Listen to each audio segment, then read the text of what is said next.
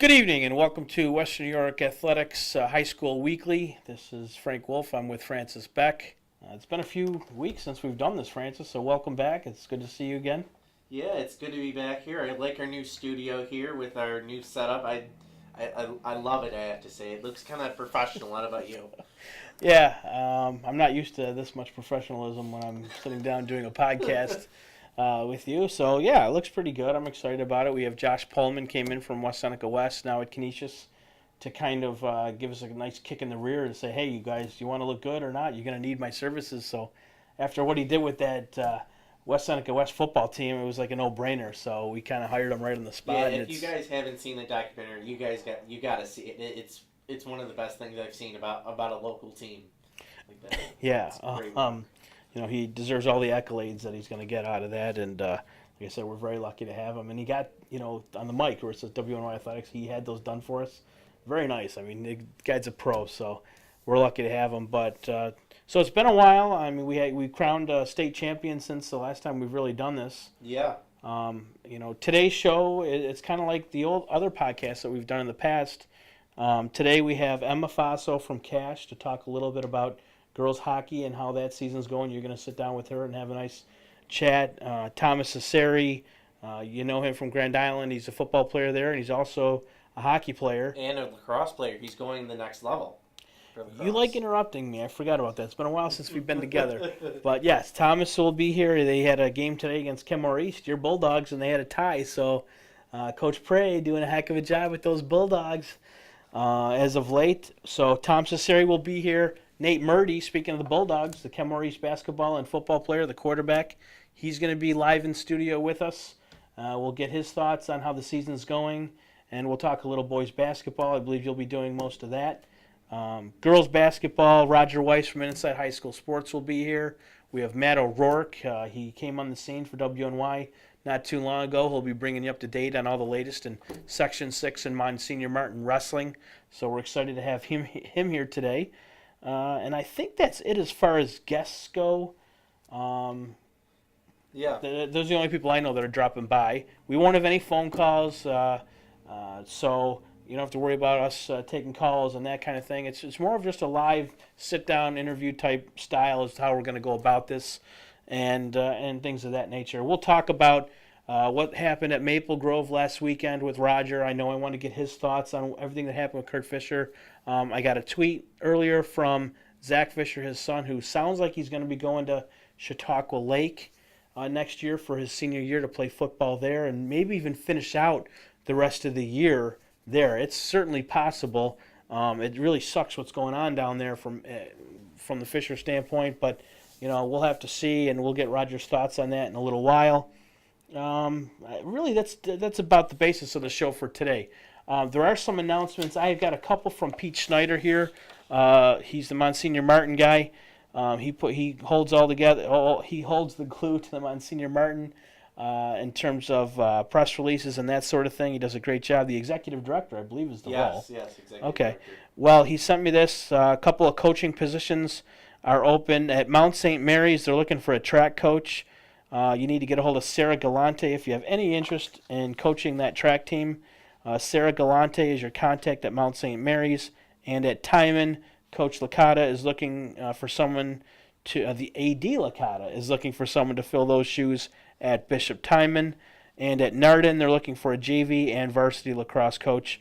What we'll do is we'll put those email addresses on how to reach Coach Licata at Bishop Timon, Sarah at Mount St. Mary's, and it's Joe Botto at Narden. We'll get all their personal information, their emails up on this on the webcast. You'll be able to see where to go to if you want to apply for those positions. Francis, what do you got out of Section 6? This is from Tim Slade. This is a few of his updates. They have decided now to approve a team championship for boys golf that'll begin this spring. They've also crowned their first annual Section 6 dual meet champion. That went to Lancaster in Division 1 and Falconer Cassadiga Valley in Division 2. We'll have Matt O'Rourke on. He'll talk a little more about that. We have officials and negotiations will begin on March 12th. The current agreement expires in July. Right now, Section 6 is working in conjunction with Buffalo State College on offering a sports officiating minor. They're also currently working with N-Trip. Let's see. They are also looking at changing the rule for unified sports, Section 6. And there's going to be awarding 3 scholarships for first-time attendees at the New York State Athletic Administrators Conference in Saratoga Springs, New York. That's going to be March 13th to 16th. So watch out for that. Something about charter schools? Yeah, they have now formed a charter school classification committee, so that could change bed numbers going forward. That's a huge announcement if you think about it. You got, a Monsignor Martin, you got Section 6, and then you have these charter schools, and where are they going to play? Because there are a lot of kids there that can play sports, and they need some kind of organization, and here's an opportunity for them maybe to start working with Section 6 and getting those kids some recognition. And they do have the athletes. I mean, you talk about Devontae Gaines. Yeah. Absolutely. A lot of those basketball teams are very good. Absolutely. So that's pretty much our show for today. We'll bring in our guests, and we'll go from there. So thank you for joining us tonight on WNY Athletics High School Sports Weekly. And we'll take a time out and welcome in our sponsors. I am Francis Beck, and I'm going to talk some Western New York Girls Federation hockey for a few minutes. We'll go with the standings. It's a very competitive year in the Girls Fed, more so in years past. You can ask anybody who's been watching the league. Really, the team from the bottom of the standings can really give a game and even beat the team at the top standings on any given night. So it makes for wonderful action throughout the year. I'm going to go over the standings real quick with you. Right now at the top is the flop team, Frontier Lakeshore Orchard Park, with 35.5 points. Second is Monsignor Martin with 31. As we're filming this, Flop and Monsignor Martin are actually getting ready to play tonight out at Cazenovia Creek for what neither team can clinch a win, or the Flop can't clinch first place with a win tonight because Monsignor Martin has enough games left. But certainly the winner of this game can put themselves in a strong position to take that first place heading into the playoffs. And even for Section 6 playoffs, it may not matter to the Flop. For when Federation playoff rolls around, that could be very good, especially if they make it to states. They're playing a game on Saturday, and the first round is on Tuesday. So if they're able to get off that first round, and they get a 4-day rest rather than a 2-day rest. So that's big for them. Of course, behind Monsignor Martin is Blainsville with 30.5 points. So that's a quick look in the standings. We'll go to league leaders, the goal scorer in the goal scorers. We have Emma Faso, who's at the top with 26 points. She's going to be on next. I'm talking to her. She just scored her 100th career point last week, and she got it in a hat trick over Hughes with the West Seneca team. Behind her is teammate Charlie Rendau with 25 points, and then tied for 21 are Monsignor Martin's Caleb Loss, Williamsville's Holly Schmelzer, and Brooke Becker from the Flop. Of course, Becker is going Division I. She's already committed to Providence. That was last year. She's only a sophomore, keep in mind. Of course, I said tonight was the big game between Monsignor Martin and the Flop. Playoffs open up on February 1st for Section 6. They'll have a doubleheader at the Northtown Center. That'll be followed on the 5th. That'll be a Monday with another doubleheader in the quarterfinals, and then the Section 6 championship will be Wednesday, February 7th. That'll be 8 o'clock at the Northtown Center. The winner of that tournament goes to Oswego in the state Final Four to represent Section 6, and then they come back the next week for the Federation quarterfinals. Our goalies, top goalies in the league currently, is from Williamsville, Sydney Ochetsky. I'm sorry. Top goal is Maggie Spice from Flop. She has a .91 save percentage in 368 minutes played, 5 wins, a loss, a tie, and a shootout loss. Good for her. Behind her is Jenna Lewinsky from Williamsville and Grace Harrington from Monsignor Martin, also having a strong season. This was the Western New York Girls Federation Hockey Report. I'm Francis Beck, and next up we'll have from the C.A.SH, Emma Faso. All right, we're back. I'm with Emma Faso of C.A.SH Girls Hockey here right now to talk about some Western New York Girls Fed hockey. Emma, of course, became the 9th player in league history to get 100 points. She did it last week, Thursday. She needed 3 points, and she ended up getting a hat trick. Emma, just talk about, I know it's been about a week now, just talk about what that night was like. It was pretty insane to me. We had our senior night. I was super excited for our goalie, Gina, to get a shutout. And going into the game, we all knew that, I needed those points. And just talking with my teammates, my coach was reminding my teammates in the second period, like, if we get this, she reaches a milestone. And all my teammates were so supportive on the bench, like, what are you at now? And, like, everybody was just so supportive. And I say thanks to all of them because they just helped me along the way so much. They kept giving me the puck every play, so it was super awesome. And talk about your season right now with C.A.SH. You guys are currently 4th place in the Fed. You have 7 wins. I have to say the league's very competitive this year. What is it like to play in a league where the team at the bottom of the standings can beat the team on the top any night? It's insane. I think this year, out of the 3 years I've played, was the most competitive probably. There's so many good hockey players on every team. Every team you have to go in seeing what their best line is, but it's kind of hard because there's more than one line that can play. So it's insane. There's a lot of good players, and it's crazy because every game you can't be like, oh, we can rest this game, but because you have to go in every game thinking that you could have a loss. So it's crazy. One thing your program is known for specifically is really your offense. You had McKenna Rushford, you graduated Julia Mings, who scored 100 goals, and now you get 100 points. Is it just, what about your cultures? You get so much offense, or is it just, just happens that you have so many skilled players on your team? I think we have a lot of athletes on our team. There's a lot of people that play multiple sports, so that helps out a lot. And we have a lot of offensive defensemen, which helps out a lot. And we know that we've struggled over the years with some goalies. I know last year our starting goalie got hurt, so we came into the season thinking, well, if we get tons of goals, we could win or tie. But Gina's just done an awesome job. So we've just been working on that, and we're trying to help her out if everything like that. So yeah, we just have a ton of athletes, and we're just looking to score goals all the time.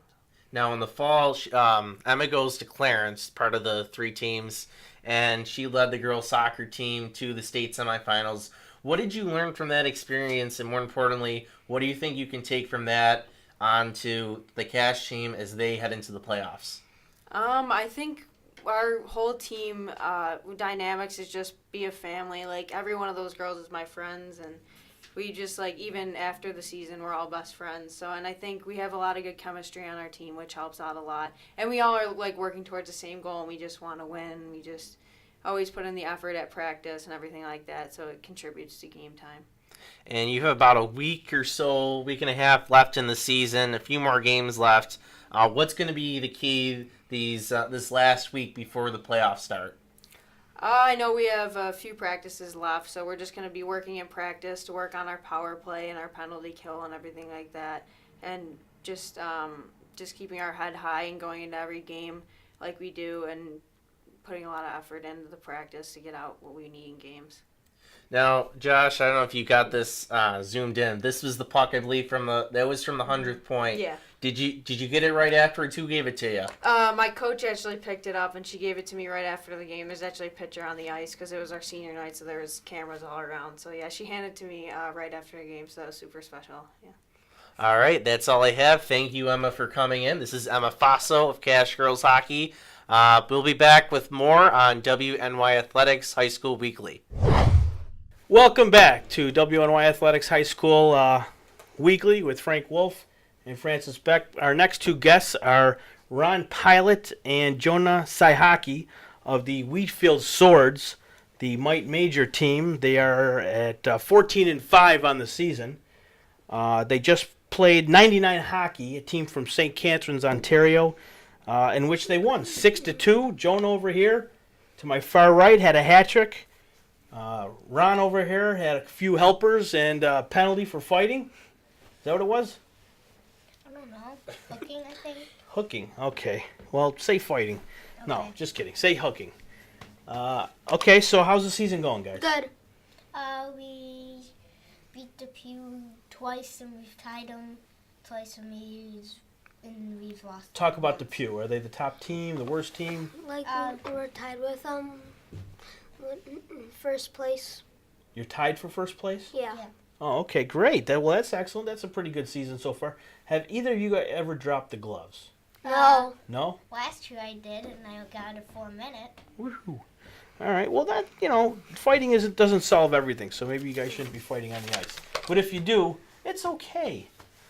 Not really. Okay, so last year you guys went out to Rochester and won a tournament out Yep. there. Yeah. Talk about that experience. So first, we've been winning all the games except one. Mm-hmm. Then we made it to the championship against West Seneca. Okay. So you went to a Rochester tournament and you beat West Seneca out in Rochester. Yeah, that was our championship All right. game. So does the Pew team, they're on top and you just beat them 5-3, I heard? Yeah. Okay. Any rough stuff in that game? Yeah. Yeah. My friend got nailed. Now, can you hear the parents from when you're on the Yeah. ice? Can you hear the parents yelling at you? Yeah, we have a big bell and our parents in Rochester almost got kicked out because the bell They're was ringing the too loud. cowbell? Yeah. But do you hear the parents yelling at the referees and everyone else? Are they Yeah, pretty loud? sometimes. Parents kind of nuts? Yeah. Embarrassing? Yeah. Yeah. Okay. Well, that can happen. So listen, your favorite hockey movie of all time, what is it? Slapshot. Mighty Ducks. Mighty Ducks, okay. I like Slapshot. Any of you guys ever see Miracle? No. Yes. You didn't see the movie Miracle? Nope. Next time you come on the show, if you haven't seen the movie Miracle, we're going to tar and feather you. How can you not see the movie Miracle? I don't know. Best hockey game ever, USA versus Russia. Gold for the Olympics. If we don't beat Russia, we don't win the gold medal. I like Russia. See that door? You're going to be using it in about 10 seconds. Who's your favorite hockey team? Ron. Buffalo Sabres. How about you? Washington Capitals. Okay. Favorite player? Jake McCabe. Jake McCabe. Thought you were a Tyler Ennis fan. I do, but he's not on the Sabres. Well, all right. Okay. Makes sense. Perfect sense. You? Evan Rodriguez. Okay. Evan Rodriguez. Plays for the Sabres. You're a Washington fan. Do you have a favorite player on Washington? Alexander Ovechkin. I think I heard of him. All right. Well, the Washington Capitals are much better than the Buffalo Sabres, so I encourage you to watch more Washington Capitals games. Have you guys been to the see any Sabres games yet this year? Yes. Yeah, I got a stick, and, You I got a got, and I okay. got hit by it in the head. Wonderful. How about these kids? Okay, so great show today, guys. I appreciate you guys coming on board. Oh, what's your favorite food? Pizza. Something about squeegees or something like that, or you guys don't Hot eat? dog. Hot dog. Okay, I thought you guys asked me what your favorite squeegee was or squishy was. What? Okay. Well, that wraps up this part of the show. Ron Pilot and Jonas Ahaki wish you guys the best of luck down the road. Did you guys play Rob Ray's team yet? Yes, they're Yes. the Pew. And you- No, they're They're not? like a younger team. Okay. Can you beat them? Yeah. Yeah. Very good. All right. Awesome. Okay. Well, that wraps up this portion of the segment. I will wish you guys the best of luck, and maybe we'll bring in that Depew team next Wednesday. Welcome back to WNYathletics.com, High School Weekly. I'm here with Tom Cesira from Grand Island. You may know Tom from the fall. He was running the football for the Vikings, had a very good year. It's a senior year, and now it's the winter season months, so he's playing some hockey for the Vikings. Off to a pretty good start. Last I checked, Grand Island was number 2 in the small school seedings as far as playoffs go, but you had that 3-3 tie today with Kenmore East. I know we didn't want to talk a whole lot about that, but you did put a biscuit in the basket, so that has to help feel pretty good. Yeah, well, I mean, Ken East came out, they played really well against us. They took that 9-0 win we had against them in the beginning of the year, and they used it as motivation for the next game we played them.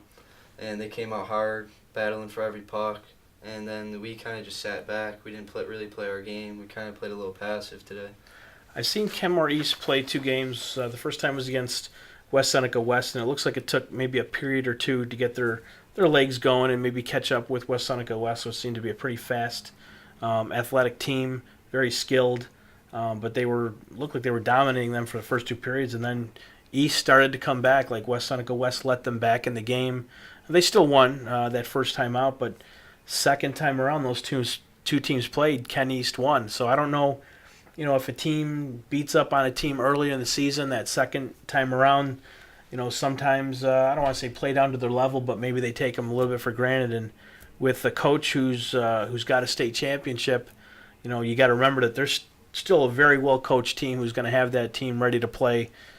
So maybe that's a bit of what happened with you guys today. Yeah, I mean, our first two periods, we started off very slow. They came out, they dominated, took control of the game. They were keeping it behind our net, cycling, and they just kept peppering our goalie with shots. And then we were just kind of playing passive. We weren't really getting shots on the net, and that kind of just killed us in the long run. How would you characterize how your season's gone so far?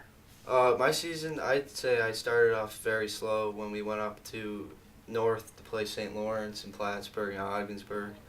And then I'd say, like, the past 4 games, my game started picking up because I started putting more pucks on net, started breaking out of the zone quicker, and I've just been playing a completely different game than I did at the beginning of the year. Your goaltender, Jason Lupp, I know when people talk about goaltenders, especially in Division II, a lot of attention is put on Jagger Maving, and rightfully so. He's a hell of a goaltender. But Jason Lupp quietly has put up some very good numbers for the Vikings. He's at least 7-2 right now. His goals against average is like at a 1.4. Just talk about how confident you guys are playing up front when you know you have a kid like Lupp back there having the season that he is. Oh, having Lupp in the net's like a huge game changer for us. It gives us confidence because we can let those outside shots come in, and we don't really have to worry about it. And if we're playing a bad game, we always know that Lupp's playing an amazing game, as he did today. We just didn't help him. So having Lupp in that helps us out a lot. Last season, you guys were having a great year. You had the defenseman Valvo, who's obviously graduated out, but you guys learned a valuable lesson. Opening round loss to West Seneca East, who ended up having a very good run in the playoffs themselves. But you're 1-1 with them right now, Yeah. I believe. Okay, and they play tonight, Kenmore West. I heard you might be heading out to West Seneca a little later after the program. So, and I may have to join you as well. That's a game I've had circled for quite a while. I don't want to miss it. But you guys last year, had that tough loss, ended your season probably a little earlier than what you guys had wanted. This year, they're at top. You're right behind them. You know you can play with them. Is there extra motivation, to go out and give them everything you guys have when the chips are really all on the table and you're in the playoffs? Yeah, when we see that team on our calendar, we always know it's a big game, and we have to be at the top of our game because we know if we slip a little, they'll capitalize on us. So everybody on our team is always getting pumped up for this game, and we always have a reminder that they knocked us out of the playoffs last year, and we're not going to play lightly towards them. We're always going to give them our best effort. Real quick, just a couple announcements with Fed Hockey. The season technically ends February 11th, so less than a month away to the end of the year. I don't know if the last game of the year is Will North versus Lancaster. I don't know if there's going to be really any substance to that game on that particular date because Will North has had their way with a lot of teams in Division I. They're out, they're off to an incredible start. They haven't lost. They've got 3 ties, but 21 points on the season. Next best is Niagara Wheatfield at 18, and then Lancaster at 12. So I don't know if that game will have a whole lot of substance when they get down to it. We shall wait and see. But the end of the season is just a couple weeks away. Section 6 night at KeyBank Center is March 21st when the Sabres host the Arizona Coyotes. I don't know if you're going to go to that game or not. I may. But that's going to be a tough one to sit through. But we'll see. Tomorrow, Thursday night is Will North and Clarence out at Northtown is the teddy bear toss game for $5. They're selling teddy bears at those 2 schools. The kids and who's ever in attendance will throw them out on the ice, and a lot of money will be donated to charities. So that's a great thing that they're doing out at Northtown Center tomorrow for that game. All the proceeds go to Crisis Services for Suicide. Very Very worthy cause. So stick taps to those guys. Current seedings for large, small, and Catholic. You can find them on the Section 6 hockey website. It's section6.goalline.ca. Right now, large schools, Will North, like we said, almost a 10-point lead on Niagara Wheatfield. And then Lancaster. For the small schools, you've got Sweet Home, a Division III team, but they're in first place at 18. West Seneca East 16. Spartans playing tonight. Grand Island is at 15 right behind them. Ken West at 12 points is there. Again, we've already mentioned it. They're playing the Trojans tonight, so that's a game to keep your eye on. Not a lot of room for error in that Division II right now. I think it's going to come down to the wire, Tom, to be honest. Who do you like? I know you like Grand Island, but who really should we be keeping our eye on? Have you seen Sweet Home up close? How good are they? I haven't really watched Sweet Home, but when I saw that they tied Will East, I saw that they must be a pretty good team because we lost to Will East. So Sweet Home tying them, I know that they can make a run in the playoffs. And then in the Catholic League, Canisius is 3-0 for 6 points. Now, Canisius is playing really good hockey right now, probably some of the best in all of the Fed. They haven't lost since December 17th. They're 4-0-2 in their last 6 games. They did have the 4-4 tie with Will North, a win over St. Joe's. So they're playing great hockey. Cruiser, Logan Gear, and Biter are having excellent seasons. And then Alex Sabuta's got 2 shutouts for Canisius. They're playing really good. I'm a Blue Devil. I graduated from Ken West. They're 5-0-1 in their last 6 games. They're playing West Seneca East tonight. They haven't lost since December 15th. They lost to the West Seneca West Indians. Like what's going on out there with my Ken West Blue Devils. Ken East, I hate to bring them up again because you just tied them, but they've played really good hockey as of late. They got a win over Will East. They have a win over West Seneca West. They just lost a game by 1 goal to West Seneca East, so good job to Coach Prey out there to get those kids playing really hard for you. St. Francis down in Division III, a Catholic school, but they're playing really good. They might even be playing as well as Canisius at 7-0-1 on the year. In league play, they're doing fantastic. St. Mary's, Brendan Krozik out there with 23 points. Their first year in the Fed. They're having a really good season. And then Starpoint as well. You guys had a really good game with Starpoint. So, their first year in the Fed, they're doing pretty good. Scoring leaders in Division III, Tyler Edholm of Sweet Home with 32 points, Krozik of St. Mary's, and then, Joe Torillo and Andrew Sizz of Sweet Home. They're also having great years. Nolan Horn at NT. In Division II, Tyler Arndt and Danny Flynn both have 24 points heading in today. Ethan Yoder, Ken West right behind him, and then your teammates Parker Morrow and Dylan Russo, 20 and 18 respectively. And then what can you say about those kids at Will North? Brett Sardina, Andrew Bruno, Belinsky, 7 of the top 10 players in scoring Division I all wear Will North jerseys. So Coach Rosen told me last year after they had won the states that he thought this class coming in could also compete for the states, and at 9-0-3 right now, it looks like he might be right. So, and then goalies, if you want to talk about goalies, Riley Meyer, the goalie from Will North, Ben Wepner's playing really good. They both have 5 wins.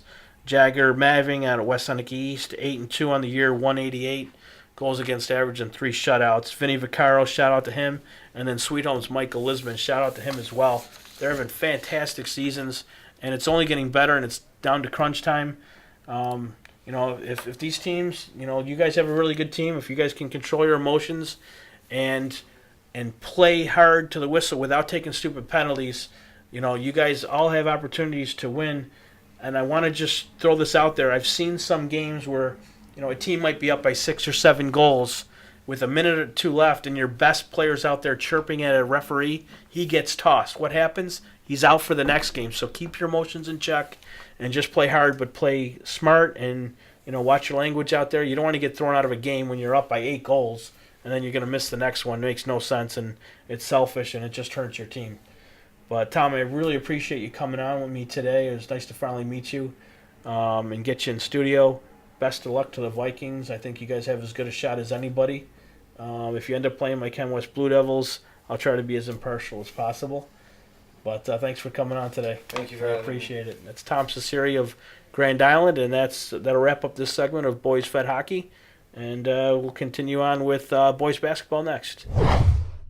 Welcome back to WNY Athletics High School Weekly. I'm Frank Wolf, and I'm joined by Nate Murdy from Kenmore East, junior Bulldog. He's a member of the basketball team and also the high school quarterback at Kenmore East. He just finished his first full season, started every game for the Bulldogs this past year under center, and now your basketball, you're one of the shooting guards, and you guys just beat your arch rival Kenmore West. We'll get into that in just a second. How is your year going so far? Are you learning a lot being on varsity? And just talk about getting a little experience last year, your sophomore year, and how that's transitioning into your junior year. Yeah, they helped me a lot. Like, the older guys definitely show you how, like, to run things, and it's definitely, like, catching on, and, like, we're progressing, and we're getting better, like, all the time, and everyone helps all the younger kids out a lot. I noticed, so the first time you guys went out and played Kenmore West this year at the Holiday Classic at Ken West, you guys were up big, you guys were having a great game, and then they kind of got back into it, and I know at the end of the game you had an opportunity to win the game, and it didn't go in, the ball didn't go in for you, but just about a week or so ago, you took that team on, and you guys had a great game, and for the first time in 10 years, you guys beat my Blue Devils, and you had 27 points. Just talk about the emotions from the first time you played Ken West and kind of losing that game the way you guys did, and then just a couple weeks later you get another opportunity to play them and you guys come out victorious. Well, we knew, like, we put in a lot of work, and we knew we could beat them. Like, that was a winnable game, and we were, like, really upset the first time we lost, because it was so close the whole way. And every week we literally practice, like, setting our goal to beat them, and we did. So, I mean, you guys don't have the greatest of records, No. But, I've seen you guys play NT the other day, and I couldn't help notice how much talent there seemed to be on that team, your team. Yeah. But it just seemed like at times, this guy might have tried to take things into his own hands, or this guy would take things into his hands instead of, maybe playing as a team. And I know Coach Robbins over there has got to be pulling his hair out at times, but is there like, what can you do in the locker room to kind of just pull everyone together and say, look, we have a lot of talent here. We have more talent on this basketball team than we've had in many years. How can you, as one of the captains, just kind of pull everyone together and say, look, we have to, kind of put egos aside or whatever and just say, let's just follow the game plan, keep our emotions in check, because you guys in the NFL should be competing with the top teams in that league. Just talk about talking to those guys in the locker room and trying to get everyone on the same page. Well, everybody needs to know, like, they're all scorers. Our team is scorers, and if we pass to the open guy, we can score every time. And when we play like individuals, we're never close. But if we always play like a team, we're always in the games and fighting to win. Is it tough as a high school kid to kind of remember that, or to, you guys it's like you said, you guys are all shooters, a lot of scoring on that team. How hard is it to kind of break away from playing like individuals and not actually just listening to the coach and following the game plan? You got some really good coaches there on the bench, and of course Badgley, the JV coach. Do you just want to, shake the guys sometimes and say, hey, we need to listen to these guys and just follow the game plan? Yeah, sometimes everyone gets a little carried away, and we all, like, want to do something, like, big to change the game, but we all got to realize that if we help each other out, it'll change the whole game itself. We're just a few weeks away from playoffs, and then after that, it's the next season. I mean, you're a three-sport athlete. Are you starting to think about baseball at all, or is it just basketball? I wait until, like, it's the day after and it's over, and then I change and switch over. Well, I really appreciate you coming on today, Nate. I've known you for a long time, and hopefully things get bigger and better for you. This kid's also an unbelievable kicker. So Sam Watts, my buddy out there, I gotta set you and him up one day to maybe do some work on your kicking, because this kid can boot him. What's the farthest field goal you've ever hit, in practice or not? Or In practice, I've hit a 55. Wow. In a game, it's like 40. Unbelievable. Well, Nate, thank you very much for joining me on this segment of Western New York Athletics High School Sports Weekly, and we'll catch you at the next game. And we're back to Western New York High School Sports Weekly. I'm Francis Beck. I'm with Roger Weiss. We're going to talk some boys basketball in Section 6 and Monsignor Barden. Quickly, in Section 6, I'll give you a top scorer, the top assist man or passer, top rebounder. Devin Pope from Chautauqua leads the section in scoring. Justin Johnson has the most assists. He, of course, is from West Seneca West. And from Ellicottville, Elliot Bowden leads in rebounding. Big notes from this past week. Devin Pope got 52 points and 8 rebounds last night in a win over Panama. Devontae the Ticket Games from Health Sciences. He hit the 1,000 point mark Saturday with 52 points of his own in a win over Oracle. Dan Scott from Park passed 1,500 points. Just moments before we started filming, we found out Ray Blackwell from Maryvale passed 1,000 points. And it turns out Tuesday, when they beat West Seneca East, the Indians broke a school record for points in a game with 101. Yeah, triple digits. That's impressive. And they had quite a few guys. It's not like one person. It wasn't a 52-point performance by, Devontae Gaines or Devon Pope equivalent and all that. They have a bunch of players on that team. Yeah, and I think this West Seneca, undefeated. You don't see that in basketball. I mean, football 13-0. I mean, that's pretty expected because that's where the season ends with your state championship. But for basketball to still be going at this rate, and the other thing is they're facing schools that are bigger than them in their division. Well, yeah, they're ECIC 1, so they are all against AA teams now. Having said that, the AA teams, outside of Jamestown and ECIC 1 are not that powerful, I guess is the right word and all that.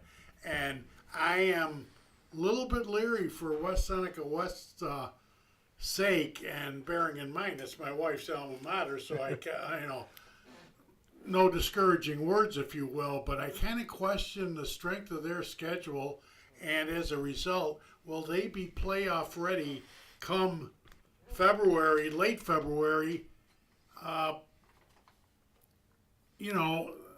Will South, on the other hand, who eventually you'll have to get by Will South to win A1, they're playing a real tough schedule, so I don't know if West Seneca West will be prepared for that. Well, and they haven't really faced any adversity all year. I look at their schedule, if I can bring it up. They've all won their games, by mostly 30 points or more. I mean, their closest game, 77-50 over Jamestown. That looks to be like their closest game all seasons, and a lot of these kids did play football, so you wonder, these kids really haven't faced any adversity since, the state title game, but, this whole year, they're winners since August. Yeah, the school's having a fantastic year. Again,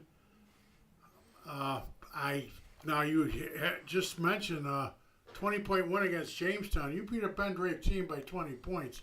That's nothing to turn your nose up to. That's an impressive win. Maybe they are for real, but overall their strength of schedule doesn't make their undefeated record that impressive.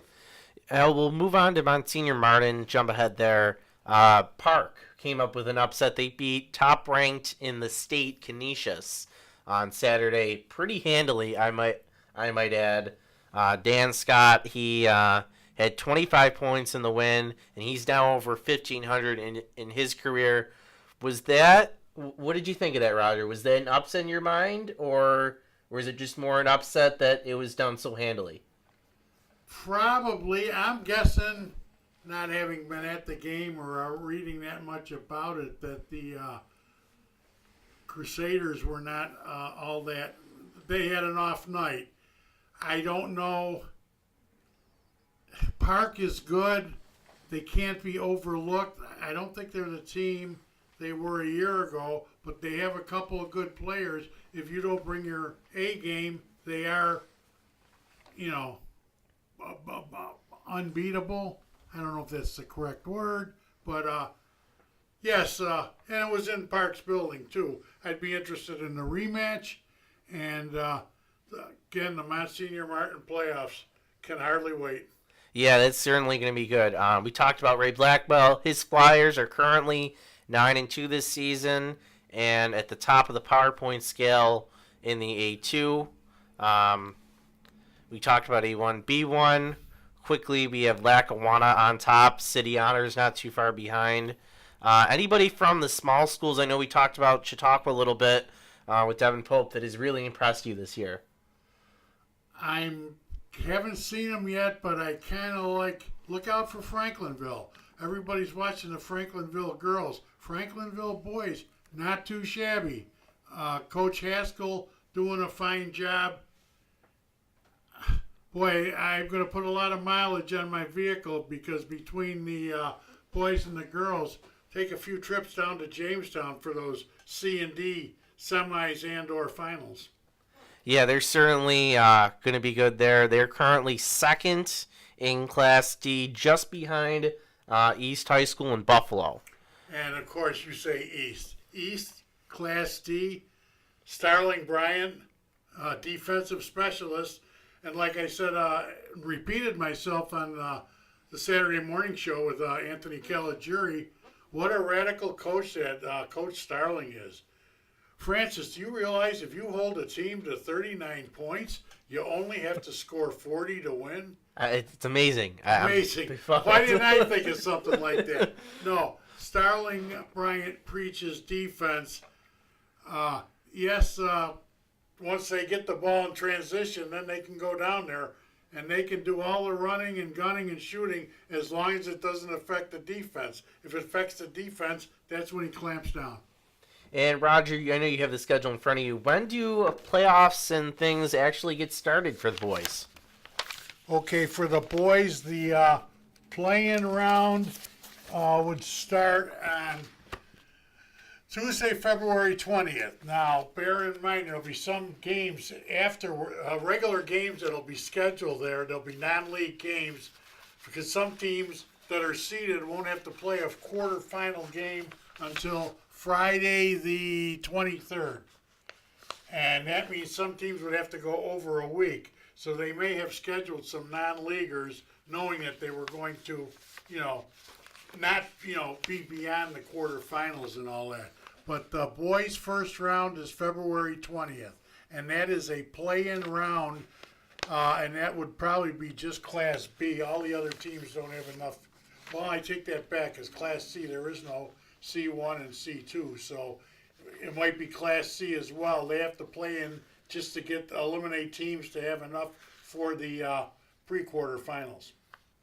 Then Friday the 23rd, that's when all the quarterfinals will be played in higher seed all through all 5 classes. Then the semis start at Buffalo State Monday the 26th with the B2 schools at 6 and 7:45. And at JCC the same night, the D schools. Then Tuesday the 27th at Buff State, you have 3 games. You'll have one B1 semi and both A2 semis. And at JCC, you will have the Class C semis. Wednesday the 28th at Buff State, the other B1 semi, as well as both A1 semis. Thursday at Buff State, we'll have the AA semis. Friday at Jamestown Community, you will have the D final and the C final. And then the marathon day, Saturday, March 3rd at Buffalo State. B2 final at noon, B1 at 1:45, A2 at 3:30. That's a part of a triple header. Then they clear the gym. And then they come back at 7 o'clock having the A1 final, and at 8:30 the AA final. And I try to be neutral on all these. The only time I root for is I want Niagara Falls there because I love it when they bring their band. That makes the atmosphere electric. Yeah, especially in a small gym like Buffalo State. And we've talked about a few teams, West Seneca West. You brought up Niagara Falls, Franklinville. Give me one team that you expect to see when it's all said and done at Buff State. Will South. Will South? Absolutely. And Greg Dolan, I guess he has. Hasn't made a choice for college yet. I'm hearing there's 2 Ivy League teams at the top of his possibility list. He's a talent. He could easily play in the Atlantic 10, the Bonaventure UMass Conference. He's that good. He's already broke Phil Stasiak's rebounding and scoring record at Will South. That's saying something. Did I say Phil Stasiak? Yeah, you said Phil. Okay, sometimes I say Paul, which is his dad. And also, he probably will just miss out on the assist record, which a lot of people thought he would break. Unfortunately, that record is held by Mark Capola, who played varsity from 8th grade on, and the young man who's now coaching at, I want to say Sweet Home. He was at Sweet Home if he's not still there. Was a playmaker par excellence. So he might not quite catch Capola, but what a talent. And if you haven't seen him yet, get out to either Will South before the season ends or definitely at Buff State. I would be shocked if they do not make it to the semis at Buff State. In fact, if they don't, hold the front pages. And Dolan's currently averaging a little over 30 points per game. Certainly he'll go down as an all-timer. That was our Western New York High School Athletic Weekly boys basketball segment. We're going to be back for girls basketball. And welcome back to Western New York High School Sports Weekly. This is Francis Beck. I'm with Roger Weiss. We're going to talk a little girls basketball in Section 6 and Monsignor Martin. Top performers in Section 6 are Paige Imbrowski with the most points. She's from Newfane. And then from Southwestern, Erin Rack has the most assists. And the top rebounder is Alana Dibble. Certainly a great year for the Trojans. And team-wise, at the top is Orchard Park of the Double A's. They're currently undefeated at 12-0. Roger, this year, who's sticking out for you in girls basketball? Well, when you say sticking out, I'm guessing you want to know who's going the farthest. Monsignor Martin, the way they set it up, the top 6 teams will be battling for the Double A and the A seeds across New York State. How that works is whoever finishes first and second will draw a bye in the playoffs. 3 plays 6, 4 plays 5 in a quarterfinal. Then they reseed. It's not like the sections. Once the brackets are set, they're set. In Monsignor Martin, they reseed. So what happens, the first place team will play the lower seed of the surviving 2 teams. The second place team will play the higher survivor, and those will be the semis. The finals will be whoever wins the final now. The winner of that will represent Monsignor Martin in the Double A's down in downstate New York. The loser of that game will represent Class A. And unfortunately, it would probably be an advantage for the loser in that game. The winner of that game will have to go up against the elite of New York State girls basketball. And you're talking New York City teams, which appear to be more like junior college basketball teams than high school basketball teams. So I'm projecting that it will be the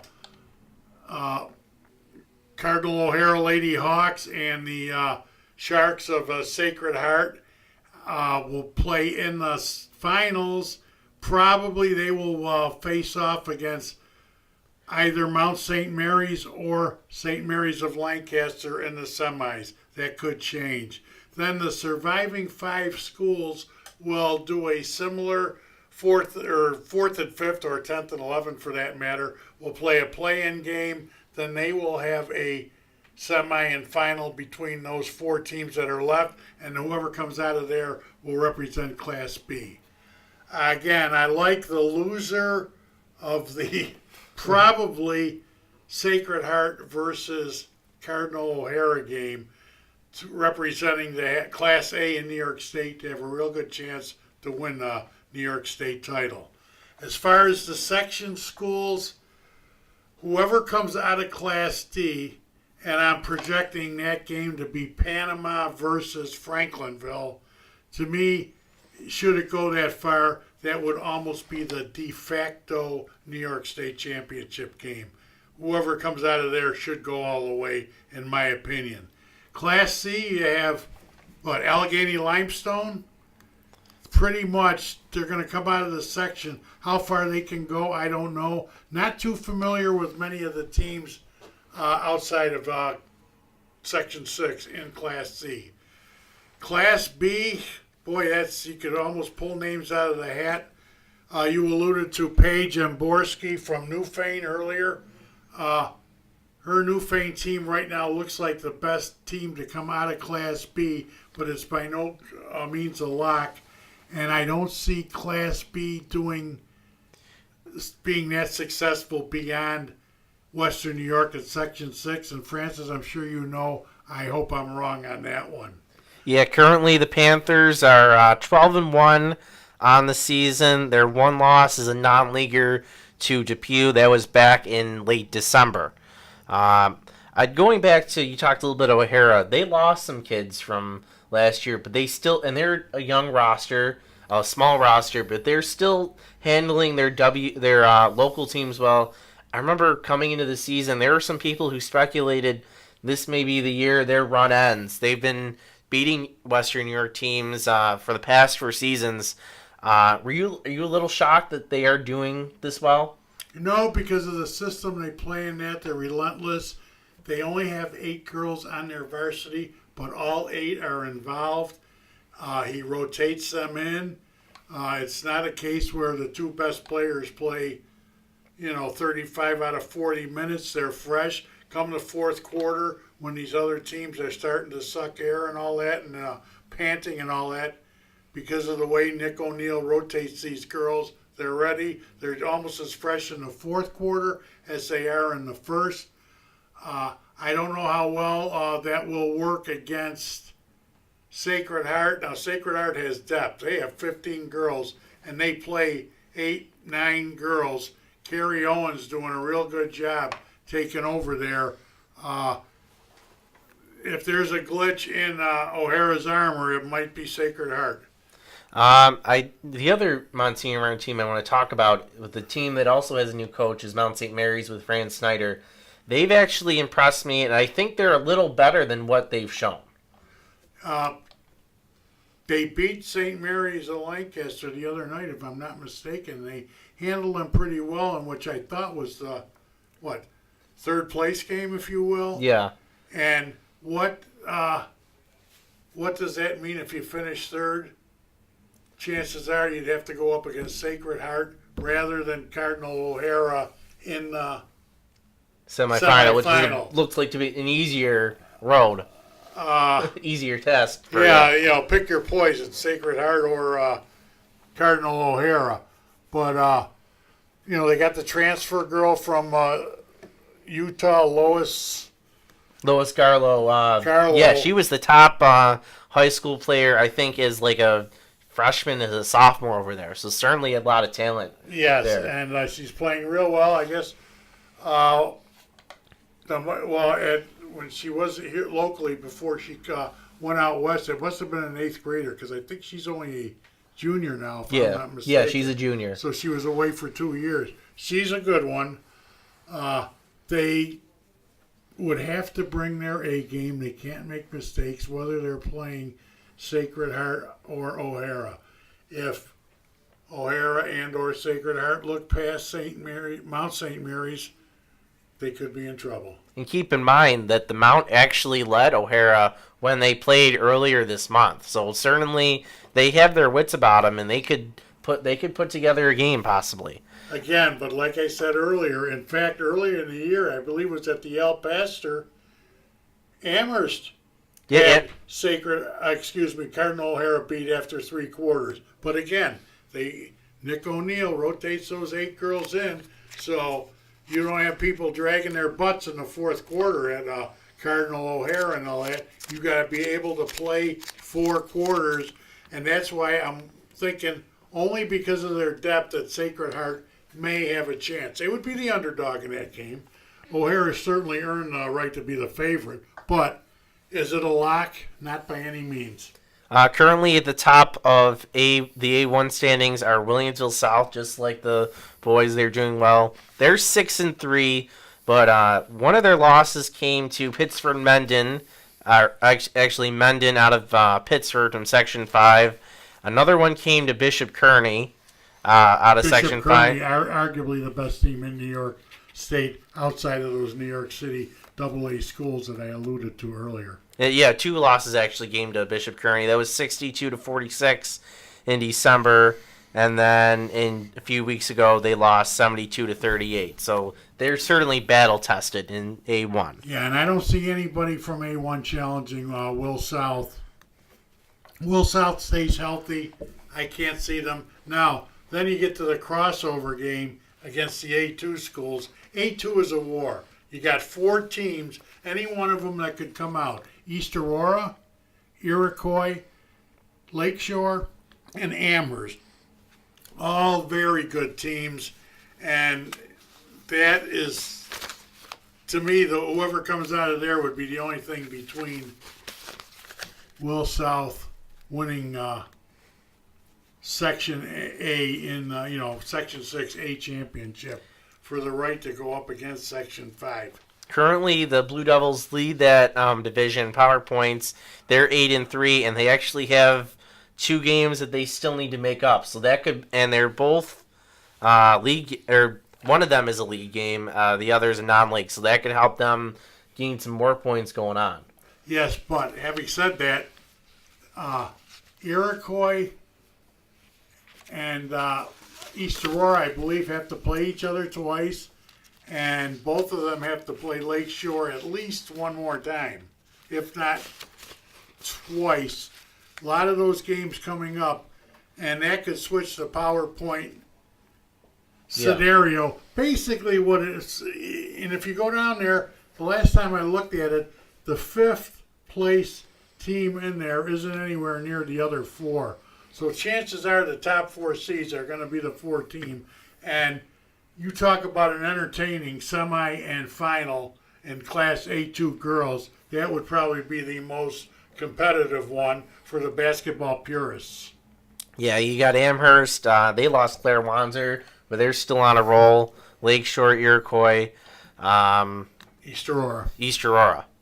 Let's see. And they all feature some good players. The Cornfield sisters at Lake Shore. Obviously, Emma Brinker and the Tully girl at East Aurora. You have Riley Riedel and Tara Quinn at Iroquois. And then you got the 2 ninth graders at Amherst.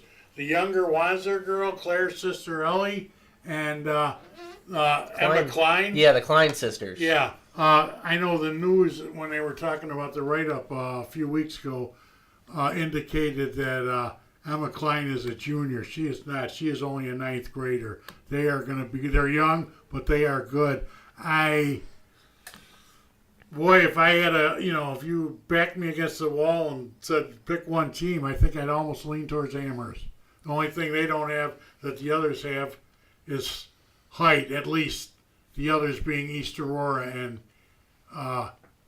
Iroquois. Lakeshore as well as missing height. So, Roger, we've talked about a bunch of teams. Give me one team we haven't talked about that you expect to see at Buffalo State.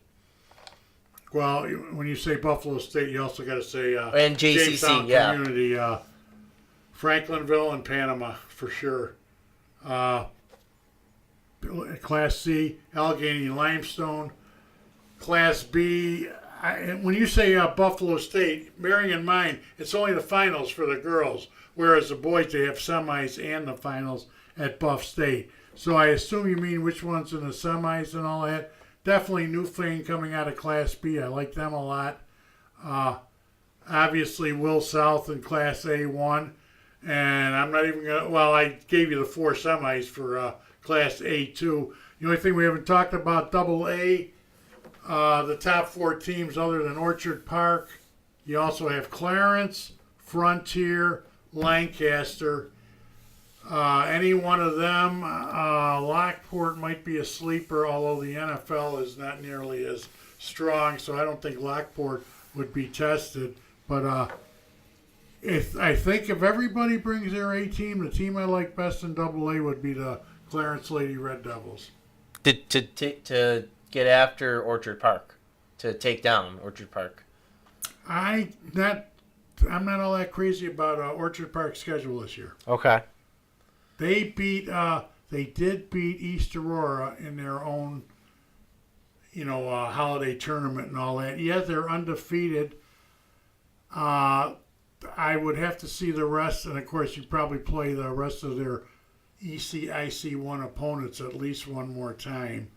Are they a contender? Absolutely. Are they a 12-0 team? I don't think so. All right. Well, this was Western New York High School Sports Weekly. This was our boys basketball segment. And join us again for our next segment. Welcome back to WNY Athletics High School Sports Weekly. I'm Frank Wolf. And this segment, we're going to be talking about wrestling, high school wrestling, with Matt O'Rourke, who's been covering Section 6, doing a bang-up job for us. You've seen him on Twitter. Matt, what's your Twitter handle? It's at Matt_O'Rourke1. And, we've been retweeting everything he's been doing. Last weekend, you were in Lancaster for the Section 6 duels meet, where large school Lancaster and small school Falconer won. You did previews for us, a wrap-up and everything else, which was great. You had predictions. There was a lot of engagement, so I thank you for that. Did a great job. And this weekend, I should say, you're heading out to Syracuse to see Lancaster and Falconer, see how they do at the state tournament. Last year they had the tournament, but they didn't send those teams to state. This year they are. That's right. This is the first year of the New York State Public High School Athletic Association state dual meet tournament. Last year was the first Section 6 dual meet tournament. Some other sections have had dual meet tournaments now for near 25 years that have been very successful. The first 2 years of the Section 6 tournament have also been very successful. The public and the fans and the coverage is great. It's a great day full of the top 8 teams in big schools and small schools in Section 6 going against each other. And the fact that now there's a state dual meet tournament to determine the true dual meet champion is going to be great, I think, for the future. Pennsylvania does it. A lot of the other powerful wrestling states do it. And we won't have to rely on a state ranking anymore, I guess. We'll actually figure it out on the mat. I was talking to Niagara Wheatfield head coach Rick Swenny, and he said this gives a lot of kids the opportunity to go represent their school at states where they may not have had that luxury, because it always comes down to individual and those wild cards and things of that nature. But really good wrestlers that should have a chance to compete at states, they will now actually have that chance. Mm-hmm. That's a great analysis by Coach Sweeney. And if anybody were to have a good analysis like that, it'd be him. He knows what he's talking about. He's absolutely right, and it gives great teams. Some teams aren't very good but have a couple great individuals or one great individual. Some teams are great but have all about the same wrestlers, or maybe some really standouts but a supporting cast that might not go to states. This is going to be an opportunity for teams like that to show their stuff. Well, we're going to talk a little bit about what's going on in Section 6 wrestling. But just a little background on Matt. Matt's not actually from Western New York. Matt grew up, I believe, in Boonville, New York? Yep. Route 12? Yep. Okay. I know a little bit of my way around New York a little bit. Matt's father was a wrestling coach out at what schools? South Louis and Adirondack. Section 3. And I hear he's going into the Wrestling Hall of Fame. Talk a little bit about that. Yeah, so he got nominated and selected for the Section 3 Wrestling Hall of Fame, which is pretty cool. He's going to be the first one to represent South Louis, which is also his alma mater, in the Section 3 Wrestling Hall of Fame. I guess he got me into the sport, of course, obviously being my father. What was pretty remarkable is the time period he coached. In his league alone, there's 5 or 6 other Section 6 of a league of about 12 to 13 schools. Oh. There's about 5 or 6 other Section 3 Hall of Fame coaches that came out of that same time period, including 2 guys who are National Hall of Famers, and they operated in not only the same league but the same county. So to bring a program up to challenge the perennial powerhouses like that was a big accomplishment, and he's been recognized for that. That's awesome. Mm-hmm.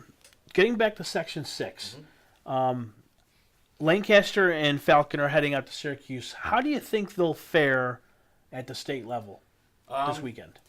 Well, I luckily I got I got their pools and everything right here. I did a little prediction for the pools, and the big schools, both tournaments got reseeded at least once or twice. The big school tournament got reseeded maybe 2 or 3 times. So Lancaster ended up getting drawn in with the second seed, Section 9 powerhouse Minisink Valley, and Section 3 wildcard team CBA/Jamesville DeWitt. I liked, Horseheads, my bad. Sorry, Section 4 wildcard Horseheads. Take that back. So I like Lancaster taking on Horseheads. I think that's a very winnable match for the Legends. They're going to have their hands full with Minisink Valley. Minisink Valley is the top-ranked large school in the state. Undefeated, probably, I think they're about 25, 27-0 maybe right now. That's going to be a tough match for them, but Lancaster looked good. I watched them last week on Wednesday against Clarence. I watched them this week. I had actually done a prediction, and I picked them to lose by a couple points to Grand Island, and they ended up completely reversing my score, and I had to eat crow on that one. But they come on strong at the end of the season because they're a good program and they're good wrestlers, and they know what they're doing. I know when you think about Lancaster, the first name that comes to mind is Joe Andreessen, who was obviously one of the best football players in Western New York. We knew he was a great wrestler. Individually, how do you think Joe can do this year, not just in duels, but throughout the state tournament when they go as individuals? Well, he's been the leader for that team all year long. This weekend, he normally wrestles 195. They weighed him in at 220, and he wrestled at 285. And he took on, he beat the big man, number 1 ranked 285 pounder from Grand Island, Jaquan Johnson. He beat him for the second time this season. So that just shows you how important that Joe is to that team. That he's able to go up 2 weight classes, almost 100 pounds more than what he weighs to take on other teams' good wrestlers. He's preseason, New York Wrestling News had him ranked number 2 in the state at 195, and that was just behind a young man from John Glenn High School in Long Island who took 5th, who also placed in the state last year. He may be Section 6's best bet in large schools to claim gold at the state tournament. Cool. Anyone else from Lancaster? Like, who are the other guys on that Legends team that we should know? Well, they've got 2 other defending. Andreessen isn't a defending section champion. He was a wild card to states last year. They have 2 defending champions, Parker Rosler at 113 and Ryan Stencil at 152. Okay. And Falconer, a small school heading out there. How do you see them doing this weekend? I like Falconer. I picked Falconer to make it to the semifinal. They are in a group with Section 11 small school champion, dual meet champion Mount Sinai. They're the number 2 seed, and Section 10's Governor. Okay. Governor, that's way up there. That's right. It's north of That's Watertown. way up there. There's only a couple teams in Section 10 and there's only a couple schools, and there's only a couple teams that actually wrestle. Governors, it's deceiving. You got to be careful with them because they're usually, it's weird because they're one of only a handful of small schools up there, but they're always good at wrestling. They wrestle all summer long. They wrestle all year long. But still, I like Falconer over Mount Sinai, and I like them over Governor into the semis. Excellent. Other tournaments going on this weekend? Yeah, so this weekend is the state dual meet tournament and also the C.A.SH duels, the Catholic High School Athletic Association duels at St. Anthony's High School in Huntington, Long Island. Okay. I believe St. Francis, Joe's, and Canisius I believe they're all going to that. Okay. There's also a Kenton tournament locally, Yep. and some other ones. I tweeted them out on my Twitter handle at MattO'Rourke1. Obviously I can't make it out to Syracuse, but Kenton would be a nice tournament for me to go to. Yeah, sure. Yeah, it's a good local tournament. A lot of teams. Some of the teams, I believe Pioneer's going to go to it. Pioneer was they've been number 1 ranked small school in Western New York for pretty much all season. But I don't think that they had it fully solidified on their schedule yet. Keeping in mind the duels and the possibility of winning it and going to the state dual meet tournament. Okay. Yeah. Individually, what wrestlers who should we be following or paying attention to that will give us a good opportunity at Section 6 at the state tournament? Well, for big schools, you got Andreessen. He's having an awesome season. He had a great football season, and he carried that right over into the wrestling season. I like Willie McDougald from Niagara Falls. Took 6th in the state last year. Was a number 2 ranked 132-pounder in big schools coming into the season, just behind Justin Vines from Wantagh, who was a defending state champion. Justin McDougald was a state finalist last year. He was the only finalist for Section 6 big schools last year. He's gonna have his hands full at 126. He was gonna try to make 120, but I believe the consensus is now with the weigh-ins he's gonna be at 126. Defending section champ, defending section finalist. He's behind preseason. He was ranked behind Vespa from Monroe Woodbury, and then one of the top high school wrestlers in the country, in Adam Buzziello from Eastport South Manor. Wow. And then he's at Niagara Wheatfield. That's right. Okay. Justin Their cousins? McDougald's Niagara Wheatfield, Willie McDougald, Niagara Falls. Okay. And then, so for small schools, and then I have a couple guys. Warren McDougald took 6th in the state last year. That's the brother of Justin McDougald. He's back at 145.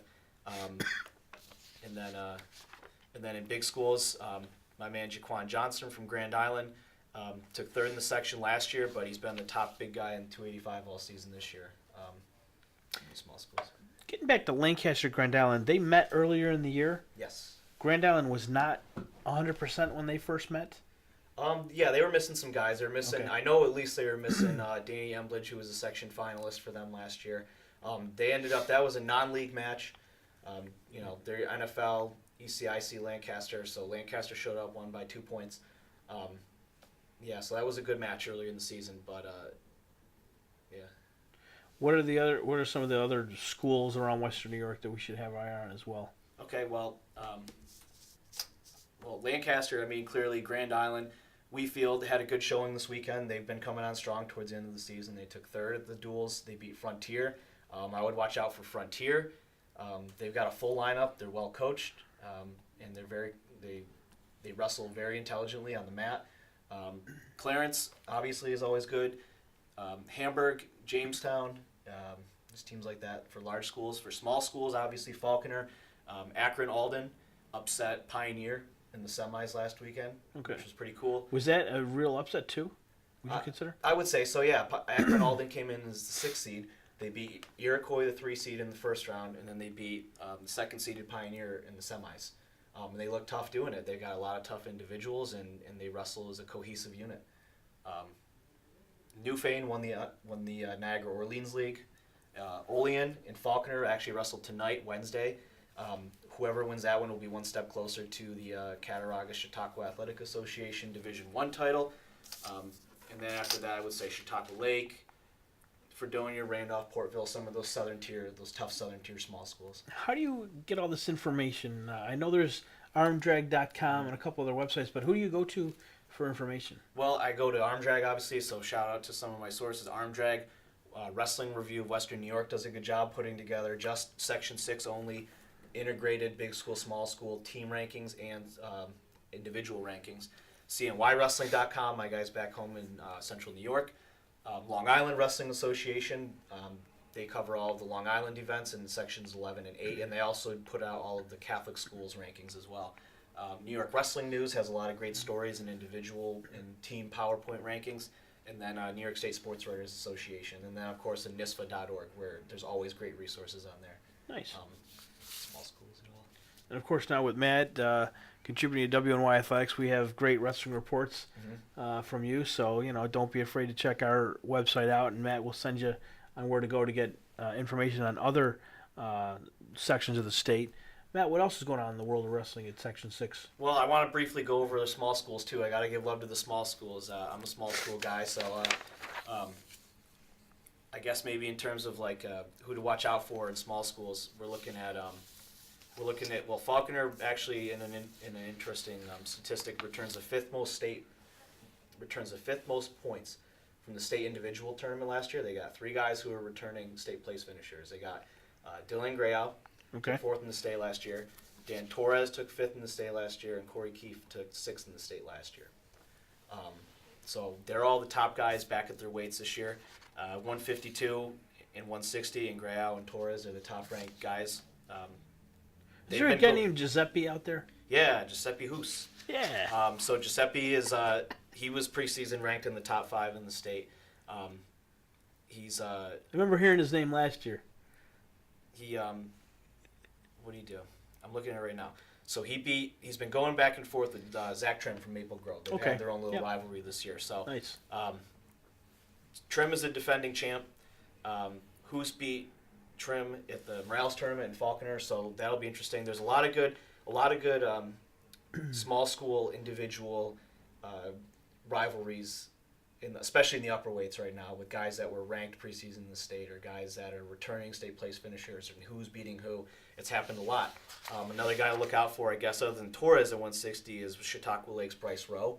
He's got a win over Torres, who's the defending section champ, and then maybe even Robbie Pequeen from Akron Alden had an interesting match with Torres this weekend.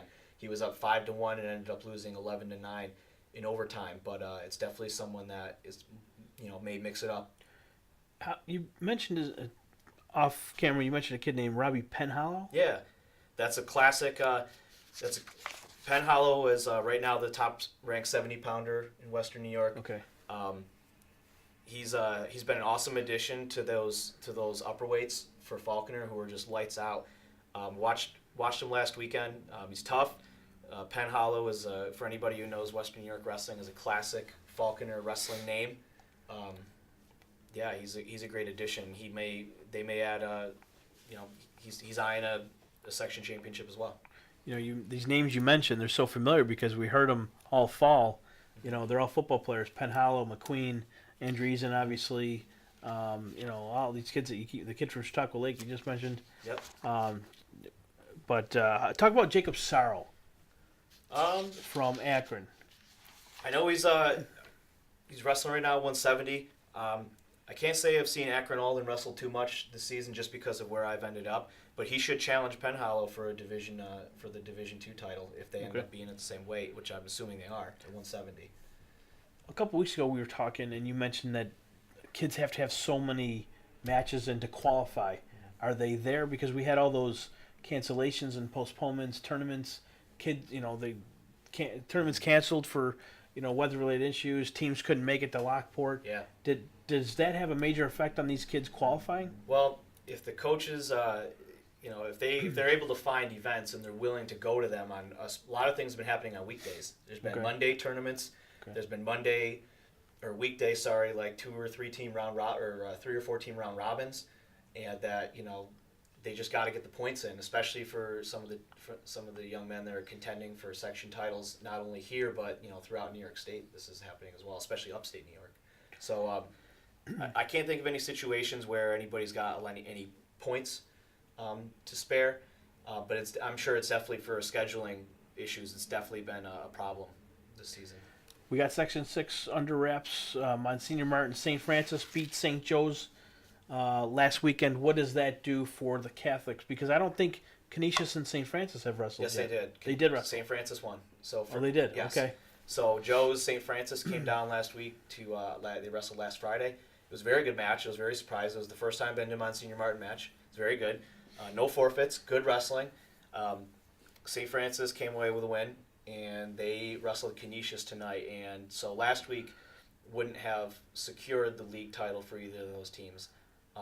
With Canisius still wrestling St. Francis tonight, but St. Francis won, so they outright won the Monsignor Martin League. Okay, wow. Yeah. Excellent. And you said their tournament is this weekend? There's the Catholic schools dual meet tournament is this weekend. Okay. So coming up soon will be the Monsignor Martin All League tournament, which is just the 5 wrestling schools, Monsignor Martin teams here, and then they'll do Catholic states, and then the winners of the Catholic states tournament will go to the NISFA Division I tournament. Okay. In February. Well, we've covered a lot of wrestling topics. I should say, in 2 weekends, not this coming Saturday, but the following Saturday, you're going to join Tony, Roger, and myself on Inside High School Sports. You and Pete Kennedy from St. Joe's. So you guys who love watching us on Inside High School Sports every Saturday morning, or listening to us, I should say, on WGR 550 from 10 to 11, you can get your wrestling fix Saturday morning. I believe that's February 3rd. Mm-hmm. Same day as the 5 class tournaments as well, so it's a big day in wrestling. I'll come in that morning, and then I'll be right out to the class tournaments after that. Well, man, I mean, your wealth of knowledge when it comes to wrestling, it's a sport I really enjoy watching, and I'm looking to get out to maybe the Kenton tournament this weekend, and then who knows after that. But thank you very much, and I'm looking forward to your tweets on Saturday. And we should have your preview of the duels up on WNY Athletics tomorrow, which would be Thursday, and this show won't be out there until Friday. So either way, check out WNY Athletics for Matterworks previews and recaps from this weekend's dual tournament in Syracuse, New York for Frank Wolf of WNY Athletics and Matt O'Rourke. That concludes this particular segment for Wrestling on on WNY Athletics Inside High School Sports Weekly. Welcome back to WNY Athletics High School Sports Weekly. The three of us are left here, guys. There's only three left. Myself, Francis, and Roger Weiss from Inside High School Sports joining us for the final segment. Basically just parting shots. Thank you very much for tuning into the program. We really appreciate it, and there's going to be a lot more after this. We're going to start coming out to at least one game a week, the feature game, the best game of the week, whether it's in basketball, boys, girls, hockey, whatever the case may be. Francis and I will be out there at the game and doing previews, post-games, intermission reports, and all that stuff. Check out our YouTube page, our Facebook page, and, of course, our website, WNYathletics.com. But, guys, before we end the show, let's bring up a couple of topics real quick, and then we'll head out of here. But number one, the first topic I wanted to bring up is social media and how it plays a role. Don't laugh. Yeah, I should be the last one to talk, right? But anyways, social media and how it relates to what we see with these high school kids. There's, social media is the new thing. I mean, Twitter, Instagram, Snapchat, Facebook, all that stuff. Although you don't see too many high school kids on Facebook anymore. But, we've seen a lot of silliness or, kids taking Inappropriate behavior. There's been a lot of inappropriate tweets and things of that nature that we've seen from the student-run accounts. And really this is more towards the ADs and, coaches. They have so much on their plate, the coaches. They got to make sure everyone's accounted for at practice. They got their rides home, this, that, and the other. There's so much that the coaches have to worry about away from the game itself that, now they got this other curveball here with social media. Some of these players and things of that nature, they put things out there that, it's really bad. Some of the stuff, some of the things we've seen. It crosses the line. I mean, I like a little bit of competitiveness. I don't mind that. But there's a point where it does cross the line. And I think, that's something through education, coaches talking to their teams, kids talking to each other. You kind of got to know where the line is and where you go from school spirit to vulgarity and being downright mean.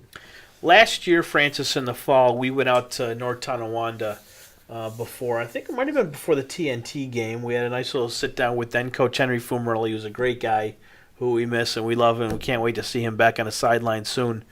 But Henry, before we got into his office, we noticed the bulletin board. There's bulletin board material, press releases and things of that nature, something to kind of get those kids maybe a little bit more up for this particular game. On social media, you really can't do that unless you print out the tweet, or the bulletin. It's not stuck on a bulletin board when you walk by it. It's on your phone or your computer. You got to remember it. But when it's in print, you can walk by it and see it. But it was never anything really nasty. It was just hey, we got those guys this time, and they didn't play that well, or simple stuff. The stuff we're seeing on Twitter, like you said, Francis, brings it to a whole new level, and that's where we need these ADs at these schools and maybe some other coaches. You hate to ask them to do even more than what they already do for these kids, but watch what these kids are putting out there. It's vile. Some of it is just, it has nothing to do with even the game itself, but there are some good Twitter accounts. Grand Island does a pretty good job. Yeah. They do a pretty good job. And Marauder Rowdies is pretty nice. Yeah, Marauder Rowdies have been okay, but some of these other ones, and we won't bring them up or mention them, but check yourselves, be careful, because if we see it, recruiters see it, college admissions teams see it, and things of that nature, and And it represents your whole school, too. Don't forget that. Yeah, it represents your school, it represents yourself, and at the end of the day, if a college coach is coming to take a look at this program and maybe they're getting the scores, trying to see who did what in a particular night, and they find the student run account and they see the scores, but they go back a little further. Well, this kid's doing that, and the kid I'm recruiting is actually running this account, and he put this out there. He's not even going to take a look at you. He's going to stop looking right then and there. Take our word for it. Roger, do you want to weigh in on this issue at all? Yeah, well, being the social media expert that I am, right, with my track phone and my well, it's not a landline computer anymore. I'll go that far. I don't have to dial it up. But yeah, and again, and I might be jumping into a topic we're going to talk at the end of this broadcast and all that. I'm wondering how much did social media, all the threats at Bemis Point and all that, were these on social media and all that? And again, I'm sorry for jumping the gun, but that's the first thing that comes to mind. And what you said, you hit it right on the nose. Why would these people want to come up, especially if they have aspirations to, go to college and they want to play their number one sport in college and all that, and then they say something dumb on one of these social media outlets, and it's just mind-boggling. I know I'm old-fashioned. I'm old enough to be your father, for Pete's sakes. That shows you how far I go back. So, I don't know what to say on that. It just puzzles me and all that.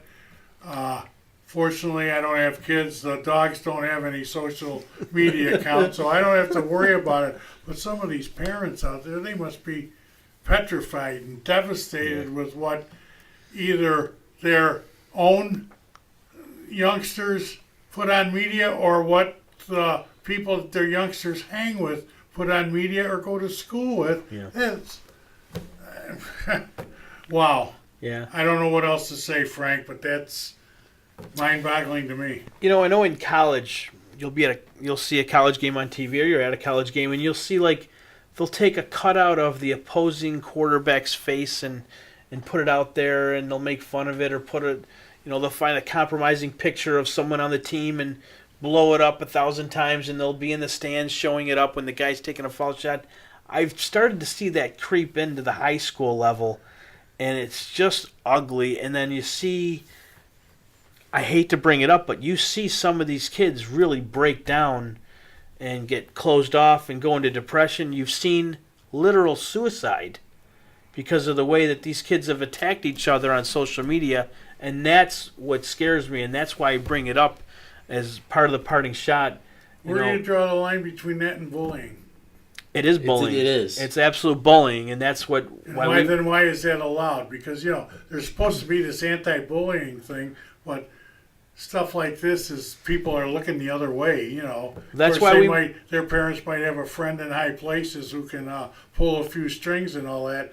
And if that's the case, it's a sad state of affairs. It is, and that's why we have to make the appeal to the ADs to watch these student-run accounts and the shots they're taking at kids, because they are taking it to a level that's beyond reasonable and, courteous, if you will. It's just. On the other hand, this is why you might lose some ADs that prematurely retire, if that's the proper word, or step down, whatever you want to call it, because and I imagine it's out there, some of these ADs that try to put a clamp on that, and the parents interfere with the ADs, protect their, Well, we're moving into Jimmy that. and Joe couldn't possibly be, Yeah.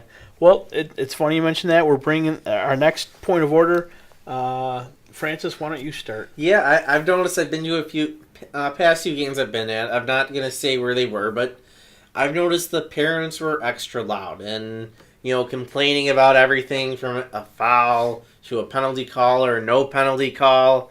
And I understand, you can be into the game and you want to yell a little bit. It's like, oh, come on, ref. But doing it multiple times, doing it when your team's up a lot, doing it every single possession, it gets out of hand. And you know what? As a media member, I think it makes me less want to come to your events. I mean, you don't want to feel like I feel bad for these refs sometimes. They're almost getting verbally attacked every play, and it makes you you feel that a little bit too. As a media member, I do that, indirectly just the anger that comes out. And some of these people, I've even seen it, they bring their own little kids with them, 8-year-olds, and it just boggles my mind. And I just wanted to say to the parents out there, I know you're really into, you want your kid to do well, but yelling at the refs time after time, being the loudest guy in the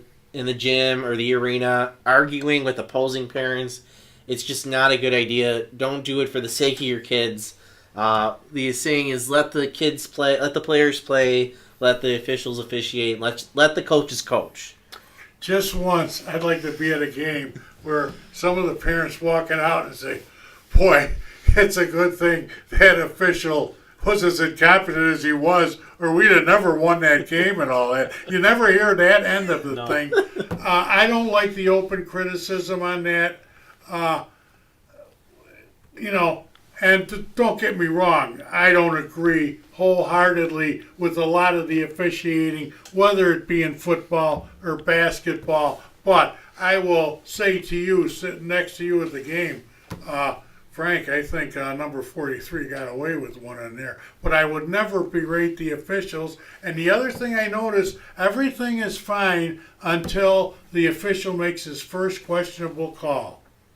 And after that, he cannot make a right call for the rest of the game, or they might say, well, even a broken clock is right 2 times a day or stuff like that. And again, I don't agree with the officials, but I don't, some of the ones close to, I'll say after the game, you say, a lot of false starts you called. I'm talking in a basketball game now because a symbol for false start is the same as traveling and all that. And sometimes I think they might call too many travels and all that. They say, don't you think there were a few too many false starts tonight and stuff like that? But these are guys I know and all that, and I respect. But again, halfway through the first period, official makes a questionable call, and then 9 out of 10 of his calls the rest of the game are correct, but you only hear about the 1 out of 10 that and the other thing that infuriates me, and I'll say it comparable to when I was a season ticket holder with the Sabres, and this was Francis, you probably won't understand this, but they used to have a place called Memorial Auditorium. And that's where the Sabres played. And I had Is that the rinks on the outside? Canal there? side. Yeah, Canal side. And I had, Frank, you remember the odd, I had first row blue season tickets for every year that the Sabres were there. And it totally boggled my mind. Somebody in the last row of the lower bowl, whatever you call it, he'd be sitting there, and the linesman would call an offside at the blue line on the other side of the rink, and it says, "How's this guy saying that was a terrible call?" And I'm thinking to myself, the linesman had the best view of anybody in the house, and here's a guy 300 feet away questioning a call and all that. There's a lot of that going on at these high school games, too. Yeah. A guy in the northwest corner is questioning why the referee called out of bounds when the guy stepped in the southwest end of the court.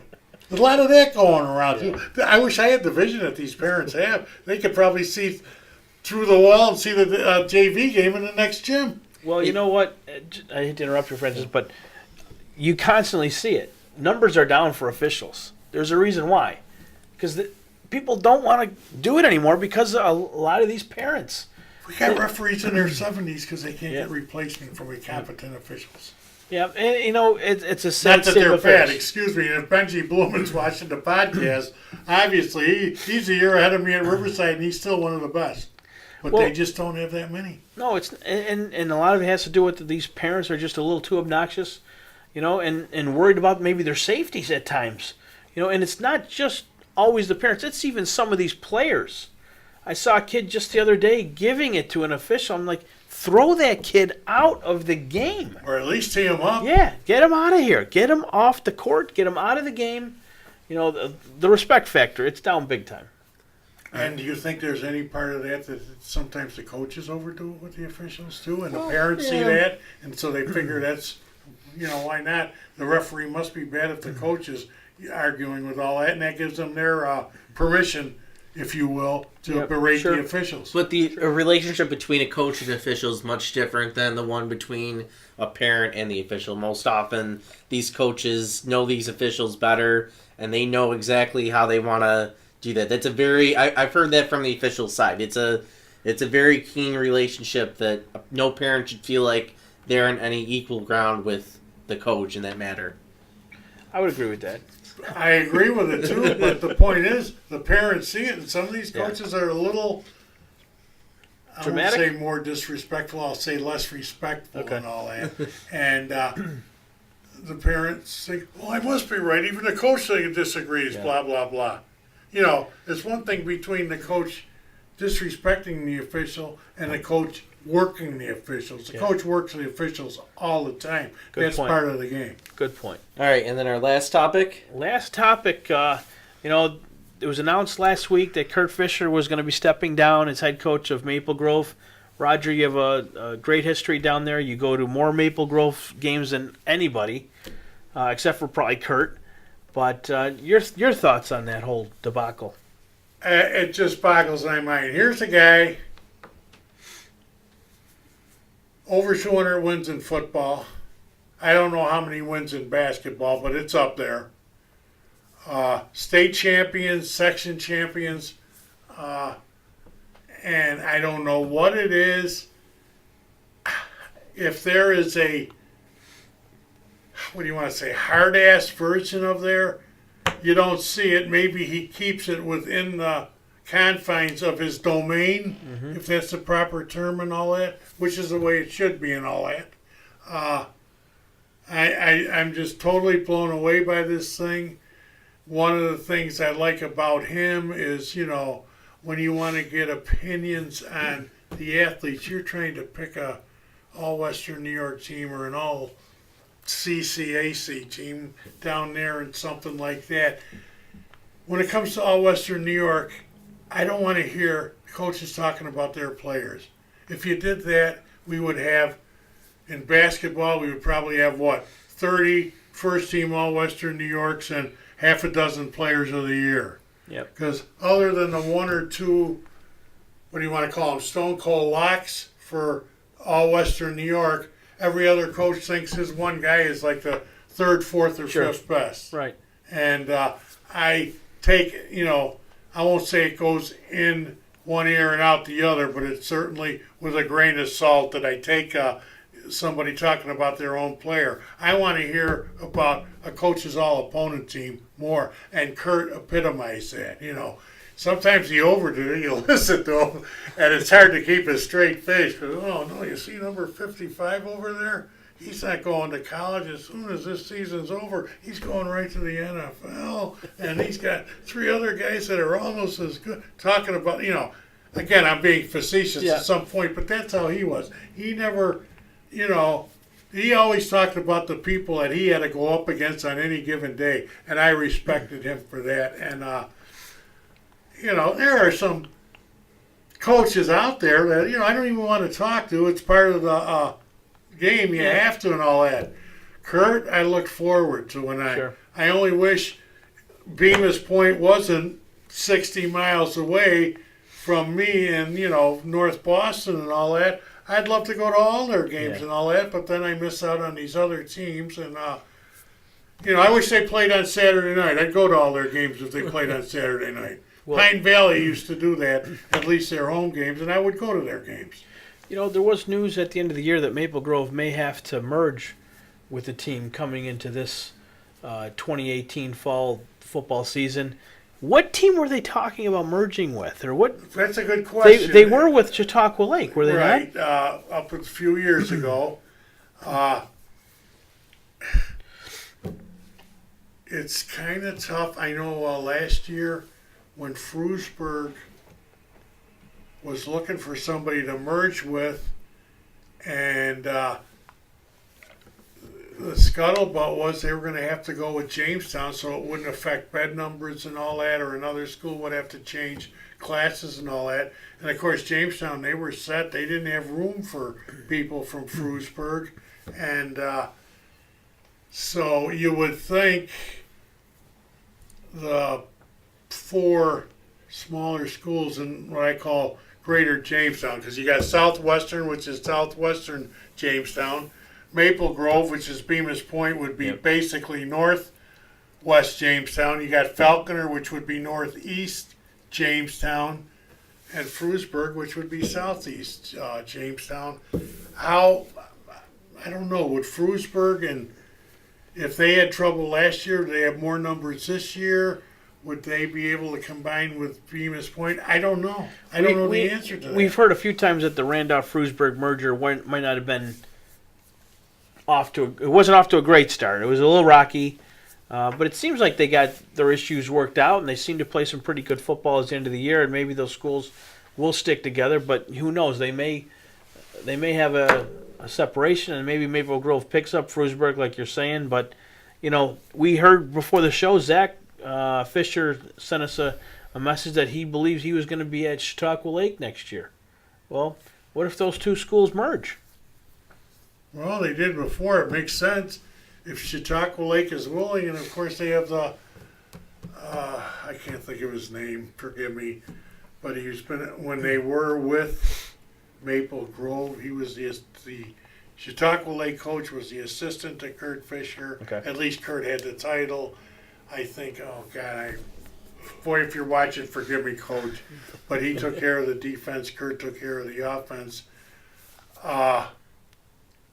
They were compatible then. I hope they'd be compatible now. But with this latest development, if they were to merge, Fisher wouldn't end up at Chautauqua Lake. But I've had only last 2 years had conversations with Coach Fisher. Whenever I think of Maple Grove, the first thing that comes to mind is Kurt Fisher. So for me, it baffles my mind that it didn't appear on the surface that the school was backing Kurt Fisher here in this situation. It looked like people were attacking his family, and it got personal. And that's the thing I don't understand. When people are attacking his family, who are these people? Was it parents of other players? How did Zach Fisher's That's what it sounded like. It sounded like were they assuming that Kurt was playing a favorite with Zach? Because Zach has paid his dues. Yeah. And knowing Kurt, Zach would have to be a millimeter better. Because if he was only good as another guy, Zach wouldn't necessarily be, handed to him. Yeah, right. Zach was a good player. Oh, he was a good receiver. Yep. He as a freshman kick that extra point that beat Bennett 2 years ago. He paid his dues. Oh, I'm sure he's paid his dues and then some. But again, like I say, it's a head scratcher. Yeah, it's a head scratcher. Very mind-boggling, and without me, I have a couple sources I would talk down there in confidence. Until then, I might be shooting my mouth off where I shouldn't. But like I say, Kurt has been so good to me over the years. Until somebody can definitively point out what his faults are, I'm not buying it for a New York second. Francis, anything on that subject? Are you good? No, I'm good. Well, that just about does it for the latest installment of Western New York Athletics High School Sports Weekly. We appreciate you joining us. For Roger Weiss of Inside High School Sports. Thank you for having me, Frank. Always a pleasure. Francis Boeck and myself, we will see you next week. God bless America.